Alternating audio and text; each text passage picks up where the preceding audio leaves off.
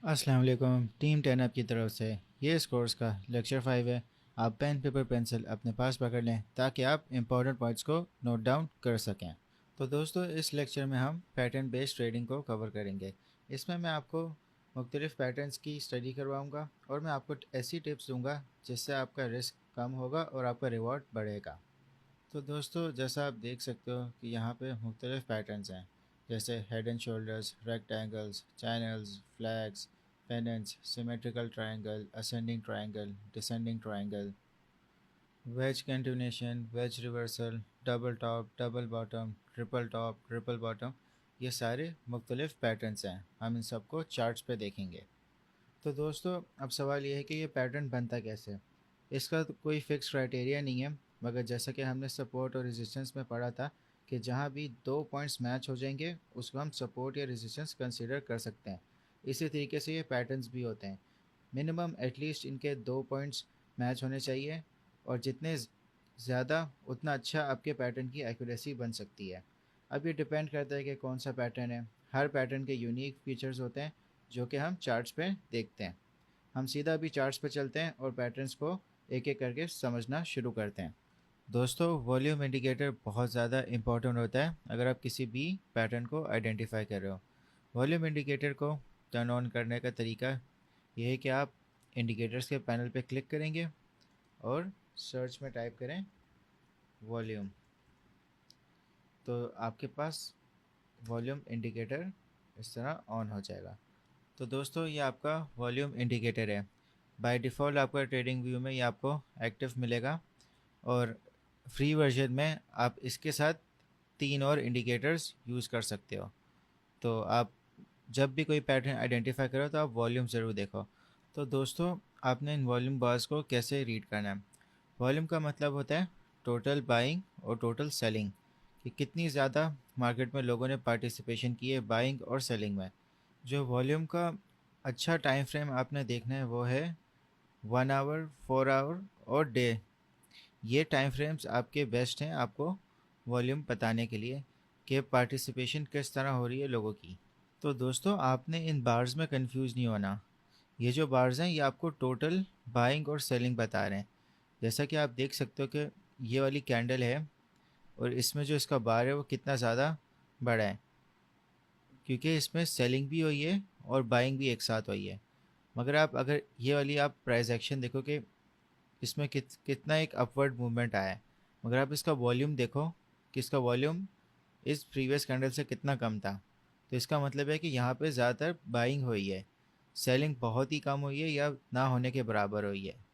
तो आपने price action को जज करने के क्या वो एक्चुअली सही एक्सप्लेन कर रहे हैं अपने वॉल्यूम के हिसाब से, तो आपको इसकी मूवमेंट की एक्यूरेसी ज़्यादा अच्छी पता चल जाएगी। तो दोस्तों, जैसा आप देख सकते हो कि इस एग्जांपल में ये रेजिस्टेंस है, ये सपोर्ट है।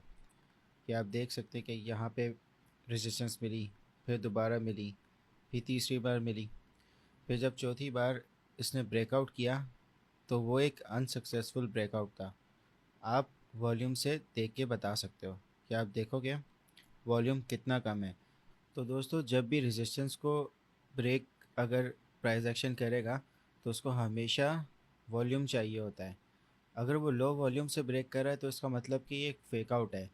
तो आप देख सकते हो कि किस तरह रिजेक्शन इसको मिली और ये वापस से डाउन ट्रेंड में चला गया। तो ये एक फेक ब्रेकआउट था।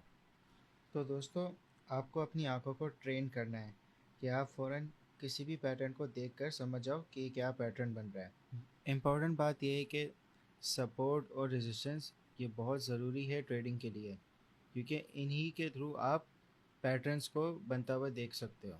दोस्तों, अब बात करते हैं पैटर्न्स की। हमारा सबसे पहला पैटर्न है ट्रायंगल पैटर्न्स। ट्रायंगल, जिसको नहीं पता, एक थ्री साइडेड फिगर होता है। ट्रायंगल पैटर्न्स आपको सबसे ज़्यादा कॉमन मिलेंगे मार्केट में, तभी इनसे पहले हम स्टार्ट कर रहे हैं। ट्रायंगल पैटर्न आपको इस तरह नहीं नज़र आएगा, आपको इस तरह नज़र आएगा।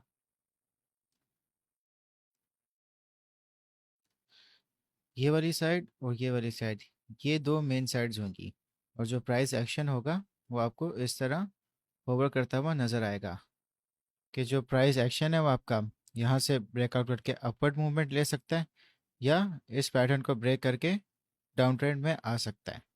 तो दोस्तों, ट्रायंगल पैटर्न्स तीन टाइप के होते हैं। पहला जो सिमेट्रिकल ट्रायंगल होता है, उसमें जो प्राइस एक्शन है आपको एक सेम मूवमेंट में आपको नज़र आ रहा होता है। और जो असेंडिंग ट्रायंगल है उसमें जो प्राइस होता है वो आपको अपवर्ड मूवमेंट में नज़र आएगा। सिमेट्रिकल ट्रायंगल में आपको साइडवेज मूवमेंट मिल रही होगी, असेंडिंग ट्रायंगल में आपको अप ट्रेंड एक मिल रहा होगा। जो तीसरा पैटर्न है वो आपका डिसेंडिंग ट्रायंगल होगा, कि जो इसमें प्राइस होगी वो एक डाउन ट्रेंड में होगी। अब जो पैटर्न्स की जो सक्सेस रेट होता है वो 85% होता है और 15% फेलियर रेट होता है। तो एक बहुत हाई चांस है कि आपकी ट्रेड इसमें अच्छी जा सकती है। अब मैं आपको बताता हूँ कि ट्रायंगल पैटर्न्स में आप लॉटरी कैसे जीत सकते हो। आपने देखा होगा कि यहाँ ऊपर ट्रेंड लाइन है और नीचे ट्रेंड लाइन है। तो इस साइड का क्या काम है? ये साइड आपने वैसे बनानी नहीं होती, आपने सिर्फ ये वाली ट्रेंड लाइन और नीचे वाली ट्रेंड लाइन, ये दो ट्रेंड लाइन्स आपने बनानी होती हैं। तो जो लॉटरी पॉइंट है वो इनके बीच की हाइट है, ये वाली हाइट इनका लॉटरी पॉइंट है। अगर ब्रेकआउट, अगर जैसे असेंडिंग ट्रायंगल ये बना हुआ है, तो अगर इसका ब्रेकआउट होता है तो ये ऊपर तक इसका, यहाँ तक आप एक पंप एक्सपेक्ट कर सकते हो जो इसकी हाइट के बराबर होगा। और अगर इसका डाउन ट्रेंड में ब्रेकआउट होता है तो इसी तरह जो इसकी हाइट है उस हिसाब से जो प्राइस होगा वो नीचे जाएगा। तो आप ब्रेकआउट्स पे बहुत अच्छी ट्रेड कर सकते हो और एक अच्छा प्रॉफिट बना सकते हो। अब दोस्तों, अब हम डायरेक्ट प्राइस एक्शन पे जाते हैं और ट्रायंगल पैटर्न को बनाते हैं, और मैं आपको लॉटरी पॉइंट भी दिखाता हूँ कि ये कितना कामयाब है। जैसा कि दोस्तों आप देख सकते हो, ये बिटकॉइन का 4 आवर चार्ट है और इसमें हम ट्रायंगल पैटर्न बनाते हैं। हमने पहले सपोर्ट लाइन बनानी है। अगर आप देखो कि जो सपोर्ट है प्राइस को एक बार यहाँ मिली, फिर दूसरी बार यहाँ मिली, फिर तीसरी बार यहाँ मिली, फिर फोर्थ टाइम भी यहाँ मिली, ये इसकी सपोर्ट ट्रेंड लाइन बन गई। अब इसकी रेजिस्टेंस ट्रेंड लाइन बनाते हैं। जो रेजिस्टेंस है वो इसको यहाँ मिल रही है और फिर दोबारा यहाँ मिल रही है। तो हम एक ट्रेंड लाइन बनाते हैं जो इनकी विक्स को टच कर रही है। तो अपनी ट्रेंड लाइन को कंफर्म करने के लिए सपोर्ट और रेजिस्टेंस लाइंस भी बना लो। तो हमने यहाँ पे रेजिस्टेंस लाइन बनाई है, तो ये हमारी रेजिस्टेंस लाइन बन गई जो हम हॉरिजॉन्टल लाइन के थ्रू बनाते थे। तो आप देखोगे यहाँ पे प्राइस अपवर्ड पुश हुआ एक बार, फिर दूसरी बार, फिर यहाँ तीसरी बार। तो ये इसकी एक रेजिस्टेंस लाइन इस तरह बन गई। तो जो आपकी ट्रेंड लाइन भी बनी है वो बिल्कुल ठीक बनी है रेजिस्टेंस लाइन के हिसाब से। इसी तरह आप इसकी सपोर्ट लाइन भी कंफर्म कर लो। तो इसको ज़्यादातर सपोर्ट यहाँ मिली है। अब दोस्तों, जैसा कि मैंने आपको बताया था लॉटरी पॉइंट, तो हम अपना लॉटरी पॉइंट भी कंफर्म कर लेते हैं। यह आपकी हाइट होगी, और अगर आप चार्ट्स में देखें तो जहाँ इसका ब्रेकआउट हुआ है यहाँ से, वहीं एग्जैक्टली इसकी इतनी प्राइस मूवमेंट हुई है। तो आपको एक बहुत अच्छा प्रॉफिट ब्रेकआउट्स पे बन सकता है। ज़रूरी नहीं है कि आपने पूरा लॉटरी पॉइंट अवेल करना है। आप अपनी रिस्क मैनेजमेंट के हिसाब से, अगर आपको 50% भी आपको सही लग रहा है तो आप वहाँ पे भी एग्जिट कर लो। मगर एक ज़्यादातर एक रूल है ट्रायंगल पैटर्न्स का, कि जो उनकी हाइट होती है वो उतना ही उनका ब्रेकआउट होता है। तो दोस्तों, जैसा कि एक डाउन ट्रेंड चल रहा था, यहाँ पे आपको एक साइडवेज मूवमेंट मिल रही है ट्रायंगल में। मगर आप जब भी ट्रायंगल बनाओ तो एक प्रीवियस ट्रेंड भी देख लो, और आप वॉल्यूम का इंडिकेटर भी लाजमी आप इस्तेमाल करो, ताकि आप देख सको कि प्राइस एक्शन में क्या एक्चुअल मूवमेंट हो रही है। अब जैसा कि आप वॉल्यूम को देखते हुए जो प्राइस एक्शन देख रहे हो, यहाँ पे इसकी एक पॉसिबल ब्रेकआउट का था, मगर आप वॉल्यूम तो देखो कि इसकी एक वॉल्यूम नहीं थी, तो ये फिर से वापस रिजेक्ट हो गया। फिर इसने दोबारा जब यहाँ पे ब्रेकआउट करने की कोशिश की, यहाँ पे भी इसको कुछ खास वॉल्यूम नहीं मिला, तो ये एक तरह से एक फेक आउट था। तो आप समझ जाना चाहिए आपको कि वॉल्यूम जब नहीं है और एक तरह से वैसे ही डाउन ट्रेंड चल रहा था, तो इसने मोस्ट लाइकली नीचे की तरफ ब्रेकआउट इसने हो जाना था। तो आप अपना जो शॉर्ट की पोजीशन है आप यहाँ खोल सकते थे। तो आपने प्राइस एक्शन, वॉल्यूम और प्रीवियस ट्रेंड, इन सबको देखते हुए अपनी आपने ट्रेड करनी है। अब दोस्तों एक और पैटर्न देख लेते हैं, तो ताकि आपको और बेहतर समझ आ जाए। तो दोस्तों ये USD JPY का चार्ट है।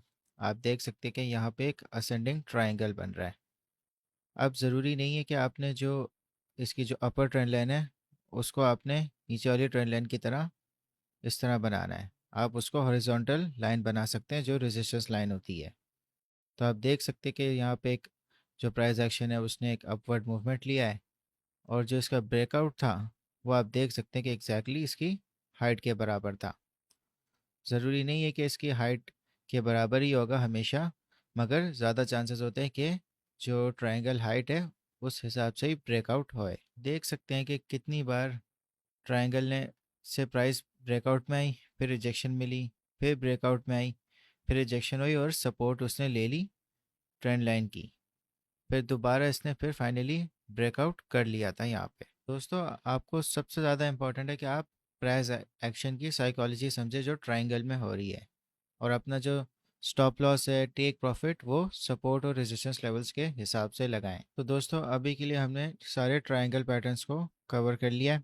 नेक्स्ट वीडियो में हम और पैटर्न्स को कवर करेंगे। मैं आपको अब टास्क दे रहा हूँ, आप फॉरेक्स, स्टॉक या क्रिप्टो, आपको जो सिंबल समझ आ रहा है उसमें आप 3 ट्रायंगल चार्ट्स बना लें और उनके ब्रेकआउट जोन्स भी आइडेंटिफाई कर लें।